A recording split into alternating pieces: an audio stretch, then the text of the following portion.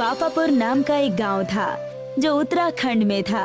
उसी गांव में प्रेमनाथ खेती किया करता था और उसका बेटा प्रवीण मैगी बेचा करता था। वैसे तो प्रवीण इंजीनियर था, लेकिन नौकरी न मिलने की वजह से मैगी का स्टॉल लगाकर मैगी बेचता और कभी कभार खेती करने में अपने पिताजी की मदद भी किया करता था। मैंने तुम्हें पहले ही कहा था कि पढ़ाई मत करो।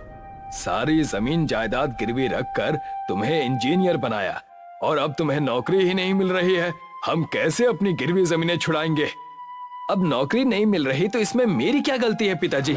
मैंने पूरी कोशिश की थी नौकरी पाने की और अब तुम मैगी बेच रहे हो। शहर जाकर किसी दुकान पर ही क्यों नहीं लग जाते हो? कम से कम 2 पैसे ज्यादा आएंगे। अपना व्यापार अपना होता है पिताजी, जब मन किया खोल दिया। ना कोई कहने वाला है ना कोई सुनाने वाला, इसी वजह से मैं ये छोटी सी मैगी स्टॉल लगा रहा हूँ। प्रवीण और उसके पिताजी बात कर ही रहे थे कि वहाँ पर उस गांव का जमींदार अपने बेटे रघु के साथ आ गया और कहने लगा, मैं दोनों गंवारों से ज्यादा बात नहीं करूंगा, मुझे मेरे पैसे दे दो, मैं यहाँ से चला जाऊंगा। वो क्या है जमींदार साहब, पैसों का इंतजाम नहीं हो पाया है। हम पूरी कोशिश करेंगे पैसों का इंतजाम करने की। मुझे पहले से पता था कि आज भी मैं खाली हाथ जाऊंगा, लेकिन ऐसा हरगिज नहीं होगा। रघु, इनके घर के सारे कीमती सामान ले लो, चप्पल तक मत छोड़ना, सब लेकर चलो। जैसा आप कहे पिताजी, इनके सिट्टे पिट्टे अभी गुल करता हूँ। रघु उनके घर जबरदस्ती घुसकर लूटपाट करने लगता है और रखे हुए सारे सामान लाकर बाहर फेंक देता है। पिताजी, आप कहें तो इस लड़के की मैगी की स्टॉल भी ले लूं? इंजीनियर होकर तुम मैगी बेच रहे हो, धिक्कार है तुम पर। ले लो, इसके मैगी का स्टॉल भी ले लो। नहीं नहीं, ऐसा मत करो, मेरा कारोबार ठप हो जाएगा। हम दोनों बाप बेटे भूखे मर जाएंगे, ऐसा ना करो। प्रवीण के लाख गिड़गिड़ाने पर भी उसकी किसी ने एक नहीं सुनी। जमींदार उसके ठेले की मैगी और घर का सारा सामान लेकर चले गए। पूरे गांव में उनकी इज्जत उछाली गई। हे भगवान, मैंने तेरा क्या बिगाड़ा है? क्यों आप हम जैसे गरीबों को परेशान करते हैं? पढ़ने के लिए पैसे नहीं थे, जमीन गिरवी रख दी। सोचा था कि नौकरी मिलते ही सारे पैसे लौटा दूंगा, लेकिन आपने वो भी मुझसे छीन लिया। चुप हो जाओ बेटा, चुप हो जाओ। कभी कभी तो ऐसा लगता है कि भगवान है ही नहीं। ये मेरे साथ क्या हो रहा है?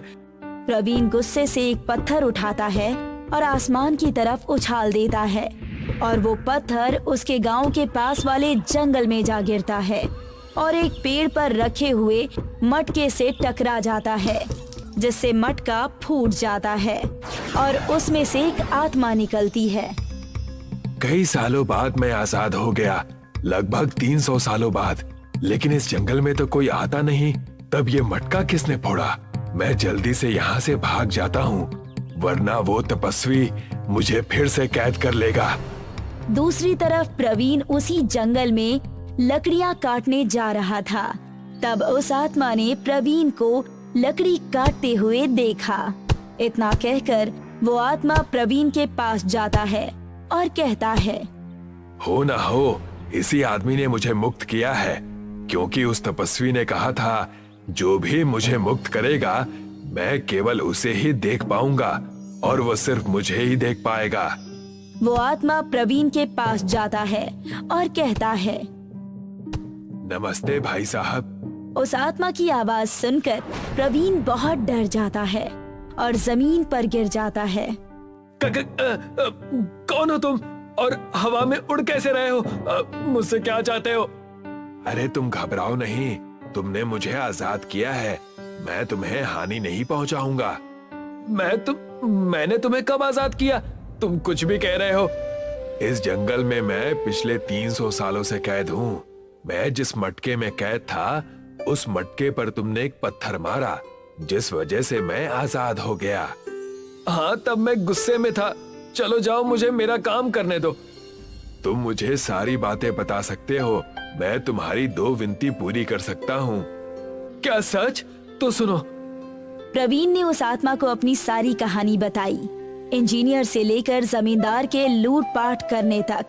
सारी सच्चाई सुनकर उस आत्मा ने कहा, जब मैं इंसान हुआ करता था तब इतने बुरे दिन नहीं थे जितने कि अब हैं। अच्छा हुआ उस तपस्वी ने मुझे कैद कर लिया, वरना ये सब दिन देखने पड़ते।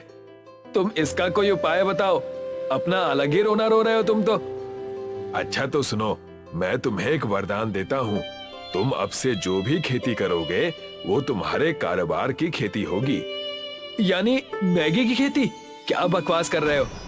तुम्हें ये ढोंग लगता है तो तुम एक काम करो, इस जमीन पर पत्थर गाड़ कर उस पे पानी डालकर देखो। प्रवीण ने ठीक वैसा ही किया। उसी वक्त प्रवीण ने उस पत्थर को जमीन में गाड़ दिया और उस पर पानी डाला तो उसमें से एक पेड़ निकला जिस पर मैगी लगे हुए थे, जिसे देखकर वो दंग रह गया। ये तो सच में मैगी की खेती हो गई। मैंने कहा था ना तुम्हें। दूसरा वरदान ये है कि जिसने भी तुम्हें हानि पहुंचाई है वो खुद गिड़गिड़ाकर तुमसे माफी मांगेगा पूरी सभा के सामने, लेकिन तुम्हें उसे मैगी खिलानी होगी। उसके बाद ही ये मुमकिन है। मेरे 2 वरदान तुम्हारे लिए खत्म हो गए।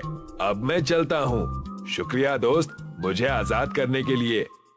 इतना कहकर वो आत्मा वहाँ से उड़ गया और प्रवीण को 2 वरदान देकर चला गया।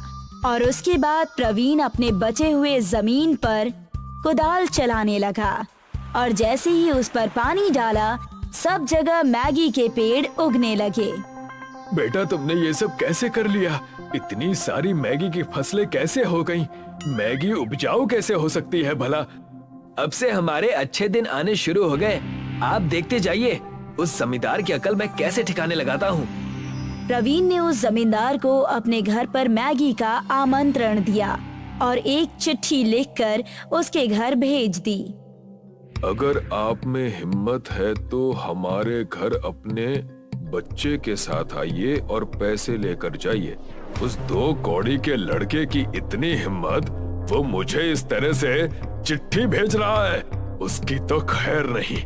जमींदार गुस्से से वहाँ से चला जाता है और जैसे ही वो प्रवीण और प्रेमनाथ के घर के पास पहुँचता है उसे मैगी की बहुत अच्छी खुशबू आ रही होती है। इतनी अच्छी सुगंध, इस लड़के के हाथ की मैगी सब खाते हैं। एक बार मैं भी खाकर देखता हूँ। पैसे की बात बाद में कर लूंगा। जैसे ही जमींदार प्रवीण की बनाई हुई मैगी को खाता है उस आत्मा का दिया हुआ वरदान सच हो जाता है।